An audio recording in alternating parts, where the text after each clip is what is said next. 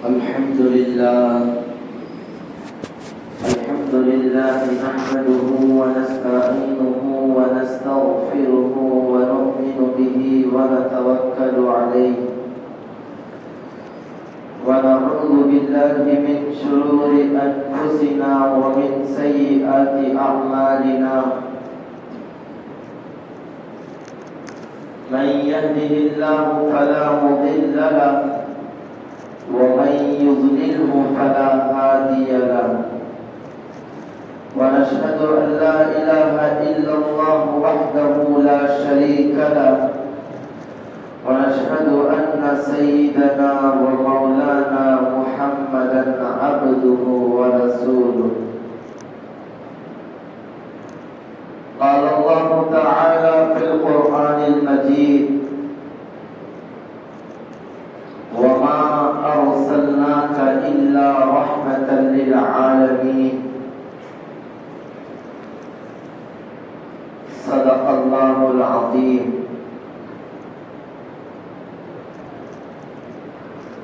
میرے نہایت بزرگوں عزیز دوستوں،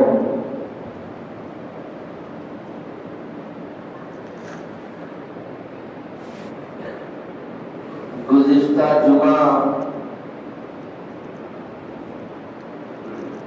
ہمارا ایک عنوان شروع ہوا تھا کہ سیرت النبی صلی اللہ علیہ وسلم، اللہ کے نبی صلی اللہ علیہ وسلم کی سیرت، اللہ کے نبی کی پیدائش،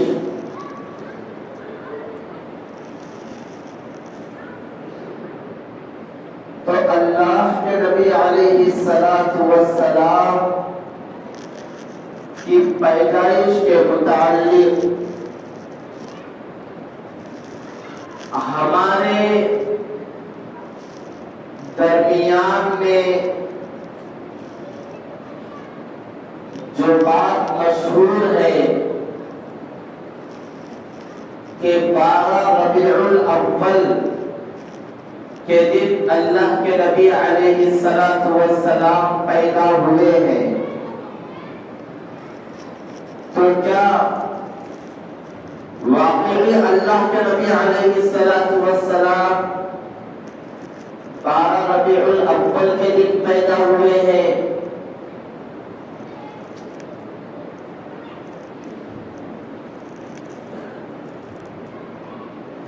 یا نہیں تو کس دن اللہ کے نبی علیہ السلام کی ولادت مبارکہ ہوئی ہے؟ تو انشاءاللہ اس کے متعلق پوری تفصیل سے بات آئے گی۔ اس کے بعد اللہ کے نبی علیہ السلام کی پیدائش کے بعد عرب کا ایک دستور ہے کہ عرب کے بڑے بڑے خاندان والے،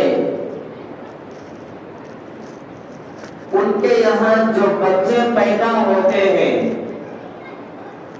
وہ پیدا شدہ بچوں کو، نومولود بچوں کو، دودھ پیتے بچوں کو، عرب کی ایک عادت یہ ہے کہ اپنے گاؤں سے باہر قبائل عرب سے عورتیں آتی تھی اور آ کر بچوں کو لے کر جاتی تھی اور وہاں جا کر وہی ان کی پرورش کرتے تھے۔ اس طرح عرب کے خاندان والے اپنے بچوں کو عرب کے باہر بھیج دیتے تھے تاکہ جو عرب کی خصوصیات ہیں وہ تمام کی تمام خصوصیات ایک بچے کے اندر آ جائے۔ اس لیے عرب کے باشندے اپنے نومولود بچوں کو جو قبائل عرب سے عورتیں آتی تھی ان کے حوالے کر دیتے تھے۔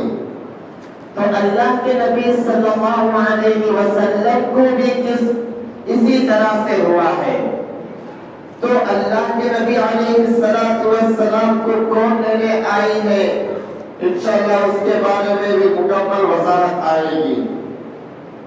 تو پہلی بات، اللہ کے نبی علیہ السلام کی ولادت مبارکہ کب ہوئی ہے، یہ بات ہم سب کو سمجھنا چاہیے اور یاد رکھنا چاہیے کہ اللہ کے نبی علیہ السلام کی ولادت، پیدائش کس مہینے میں ہوئی، کس تاریخ کو ہوئی، کس دن ہوئی، یہ ہم اللہ کے نبی کے امتی ہونے کی حیثیت سے ہم کو معلوم ہونا چاہیے۔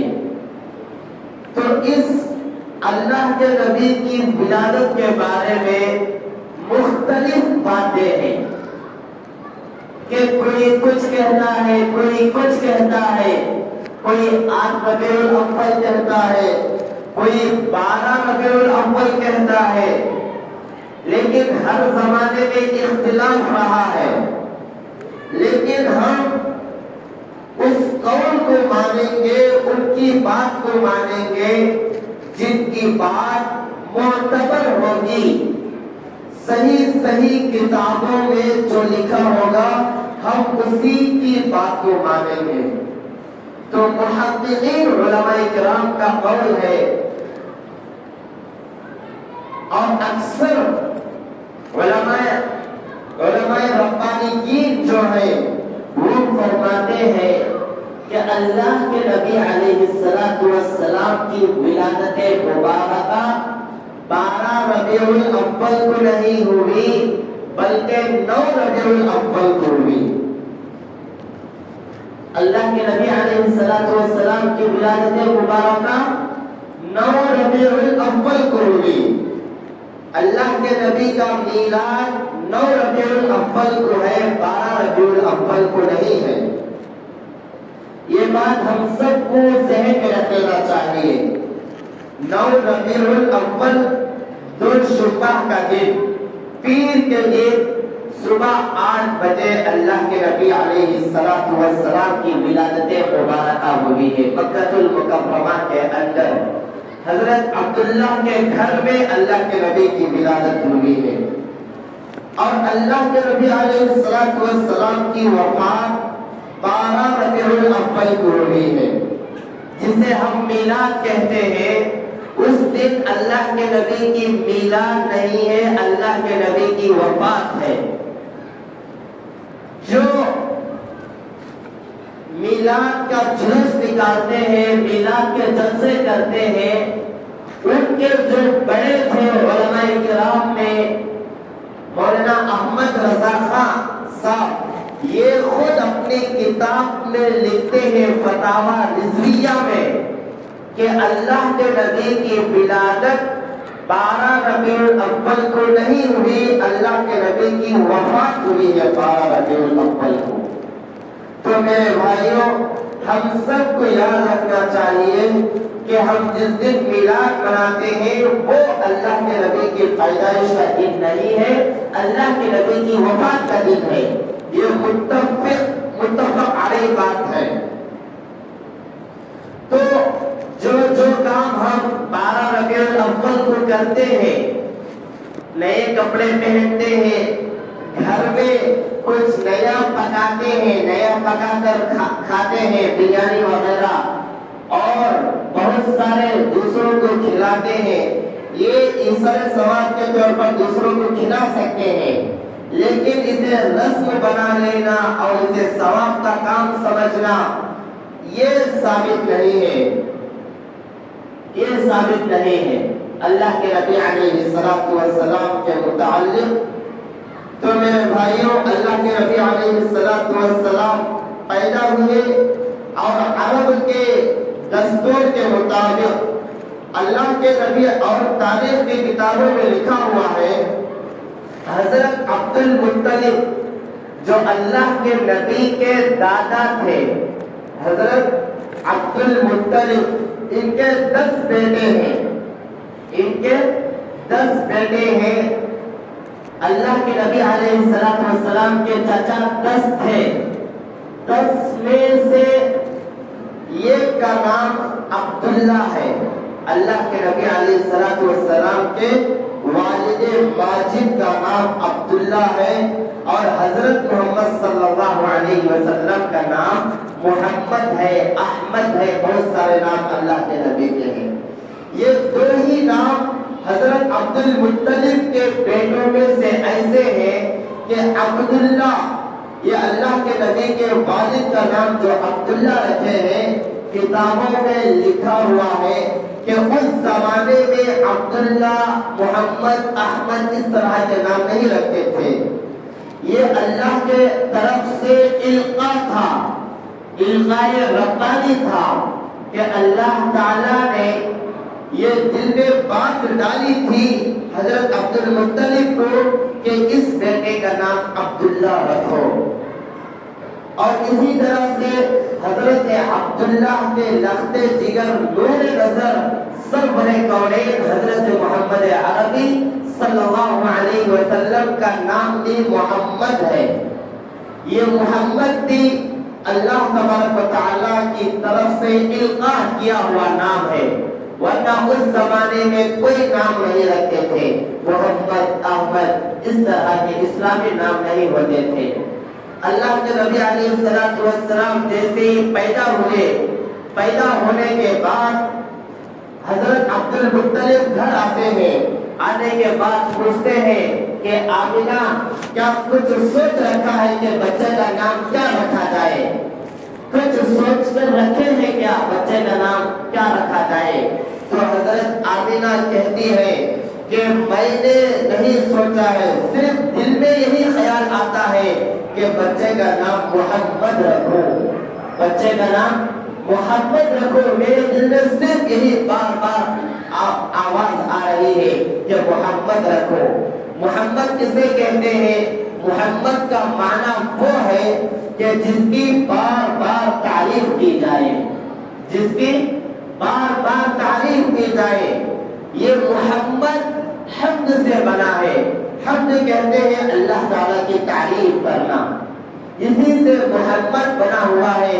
اور محمد کا معنی ہے کہ جس کی بار بار تعریف کی جائے۔ تو حضرت عبد المطلب اللہ کے نبی صلی اللہ علیہ وسلم کے دادا یہ نام سن کر خوشی سے جھوم اٹھتے ہیں اور کہتے ہیں کہ آمینہ میں نے پورے عرب میں اس نام والا بچہ آج تک نہیں سنا ہے کہ کسی کا نام محمد ہو۔ اور محمد کسے کہتے ہیں کہ جس کی دنیا بھر کے لوگ تعریف کی جائے اسے محمد کہتے ہیں۔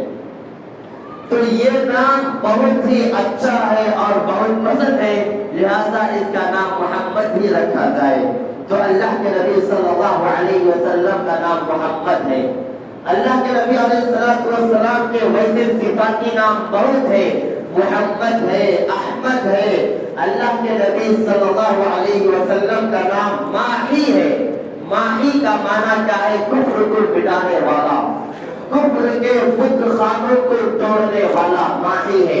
اور حاشر بھی اللہ کے نبی صلی اللہ علیہ وسلم کا نام ہے کہ کل قیامت کے دن میدان محشر میں سب اس کے قدموں میں ہوں گے۔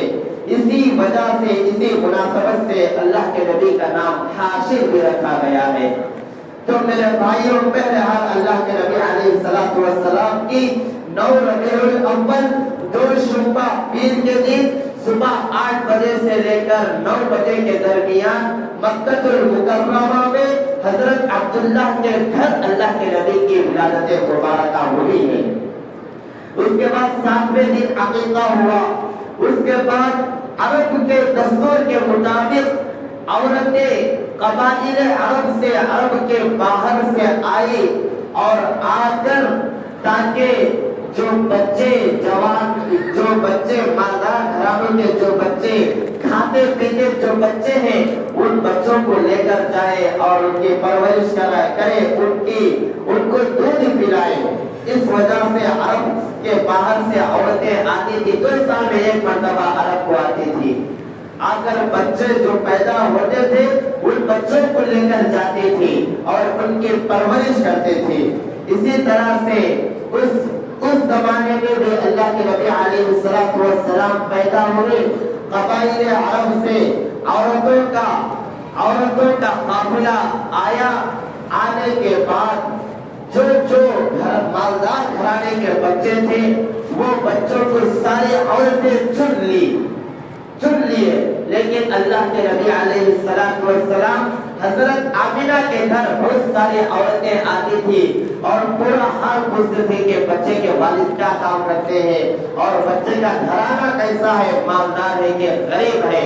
تو پورا پوچھنے کے بعد حضرت واپس چلے جاتی تھی، اس لیے کہ اللہ کے نبی علیہ السلام پیدا ہی یتیم ہو کر پیدا ہوئے تھے۔ تو حضرت آمنہ اپنے دل میں کہتی تھی کاش آج عبداللہ زندہ ہوتے تو یہ عورتیں یہ نہیں پوچھتی تھی کہ اس کے باپ زندہ ہے یا نہیں ہے۔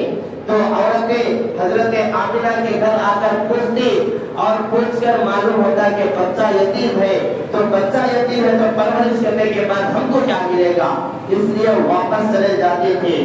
آخر میں اور ان عورتوں میں ایک عورت ایسی بھی ہے کہ جس کا نام حضرت حلیمہ سعدیہ رضی اللہ عنہا ہے۔ حضرت حلیمہ سعدیہ رضی اللہ عنہا ہے۔ اس زمانے میں جو مالدار بچوں کو لے کر جا کر دودھ پلا کر پرورش کیے تھے، آج تاریخ میں ان میں کسی کا نام بھی زندہ نہیں ہے، کسی کا نام بھی زندہ نہیں ہے، لیکن جو دونوں جہاں کا سردار سید الکونین شاہ عرب والعجم حضرت محمد صلی اللہ علیہ وسلم، جس کو اس زمانے کی عورتیں یتیم کہتی تھی، اس کو جو لے کر گئے تھے حضرت حلیمہ سعدیہ رضی اللہ عنہا، اس کا نام آج نہیں تا قیامت تک زندہ رہے گا۔ تو میرے بھائی، حضرت حلیمہ کے پاس ایک دبلی پتلی اور اونٹنی تھی، اس اونٹنی پر ان کے گاؤں سے مکہ المکرمہ آئی، دوسری عورتوں کے مقابلے میں دل سے مکہ المکرمہ پہنچنے کے بعد دیکھتے ہیں کہ سارے مالدار بچے چلے گئے ہیں عورتیں لے کر، اب رہ گیا ہے تو صرف یتیم بچہ رہ گیا ہے۔ تو اپنے شوہر کے ساتھ آئی تھی، حارث کے ساتھ، حارث رضی اللہ عنہ کے ساتھ۔ تو حارث سے کہتے ہیں کہ کیا خیال ہے، اس یتیم بچے کو لے کر جائیں یا ایسے ہی واپس چلے جائیں؟ واپس جانا تو مناسب نہیں ہے، یہی یتیم بچے کو لے کر چلے جاتے ہیں اور ان کی پرورش کرتے ہیں، ان کی وجہ سے خیر و برکت اور سعادت ہماری زندگی میں آئے گی۔ تو مشورہ ہونے کے بعد میاں بیوی کے درمیان حضرت آمنہ کے گھر پہنچتے ہیں، دروازے کو دستک دیتے ہیں، اس کے بعد فرماتے ہیں کہ کوئی بچہ ہے؟ تو حضرت آمنہ کہتے ہیں ہاں بچہ ہے، لیکن تم لو ہی نہیں، اس لیے کہ ساری عورتیں آتی ہیں پوچھ کر چلے جاتی ہیں، اس لیے کہ بچہ یتیم ہے۔ تو حضرت آمنہ فرماتی ہے کہ میں اس یتیم ہی کو لینے کے لیے آئی ہوں اور اس بچے کو دکھلاؤ۔ تو حضرت حلیمہ سعدیہ تو اس بچہ جو اللہ کے نبی علیہ السلام جس کمرے میں سو رہے تھے، سفید چادر بستر کے اوپر اوڑھے ہوئے سو رہے تھے، حضرت حلیمہ جانے کے بعد سفید چادر کو اٹھاتی ہے، اٹھا کر بچہ مسکراتا ہوا آنکھیں کھولتا ہے۔ تو حضرت حلیمہ قسم کھا کر حضرت آمنہ سے کہتی ہے کہ بہن، میں نے بہت سارے بچوں کو دیکھا اور آج تک اس طرح اور اتنا خوبصورت بچہ آج تک میں نے نہیں دیکھا ہے۔ اور جیسے ہی چادر اٹھائے پورا کمرہ روشن نور سے منور ہو گیا ہے، نور سے منور ہو گیا ہے، لہذا میں اسی بچے کو لے کر چلی جاتی ہوں۔ تو حضرت آمنہ وہ بچے کو لے کر چلی، حضرت حلیمہ وہ بچے کو لے کر چلتے ہیں، اپنے خیمے میں جاتے ہیں اور اسی حضرت آمنہ کے گھر میں جب وہ بچے کو دیکھتی ہے تو بچے کو پیار سے اٹھاتی ہے اور اپنے چھاتی کو لگا کر دودھ پلاتی ہے۔ حضرت حلیمہ اپنے چھاتی کو لگا کر دودھ پلاتی ہے۔ کتابوں میں لکھا ہوا تھا کہ تھنوں میں دودھ نہیں تھا، چھاتی میں دودھ نہیں تھا۔ جیسے ہی اللہ کے نبی علیہ السلام کو اپنے ہاتھوں میں اٹھائی تو چھاتی میں دودھ بھر کر آ گیا اس کے بعد دائیں طرف اللہ کے نبی علیہ السلام کو حضرت حلیمہ نے دودھ پلایا اور دودھ پلانے کے بعد پھر بائیں طرف دودھ پلانے کی کوشش کی، لیکن جتنی بھی کوشش کرے بائیں طرف اللہ کے نبی علیہ السلام نے دودھ نہیں پیا، صرف دائیں طرف پیا ہے۔ اور اس وقت اللہ کے نبی کے خیر و برکتوں کو دیکھ کر حضرت حلیمہ یہی فیصلہ کرتی تھی کہ میرا بچہ، اور ایک بچہ حضرت حلیمہ کا تھا جس کا نام عبداللہ تھا، اللہ کے نبی اس عبداللہ کے واسطے، رضاعی بھائی کے واسطے اس بائیں طرف کو چھوڑ کر رکھا ہے۔ میرے بھائیوں، جب اللہ کے نبی پیدا ہوئے تھے اسی وقت انصاف کو برپا کر دیے تھے، انصاف کو اسی وقت قائم کر دیے تھے، عدل و انصاف کو قائم کرنا چاہتے تھے جس وقت پیدا ہوئے تھے۔ صرف دائیں طرف کا دودھ پیتے تھے، بائیں طرف اپنے بھائی کے لیے چھوڑ دیتے تھے۔ اس کے بعد بچے کو لے کر اپنے خیمے میں جاتی ہے۔ جانے کے بعد حضرت حارث جو حضرت حلیمہ کے شوہر تھے وہ صبح میں اپنی اونٹنی سے دودھ نکالنے کے لیے جاتے ہیں۔ وہ کیا دیکھتے ہیں؟ چارہ نہیں تھا، کچھ بھی نہیں تھا، لیکن تھڑوں میں دودھ بھر کر تھا، اور چیخ کر کہتے ہیں کہ حلیمہ آج سے ہماری تقدیر بدل گئی ہے، کایا پلٹ گیا ہے، واقعی یہ بچہ ہے تو یتیم لیکن برکتوں والا ہے، سعادتوں والا ہے، آج سے ہماری تقدیر بدل گئی ہے۔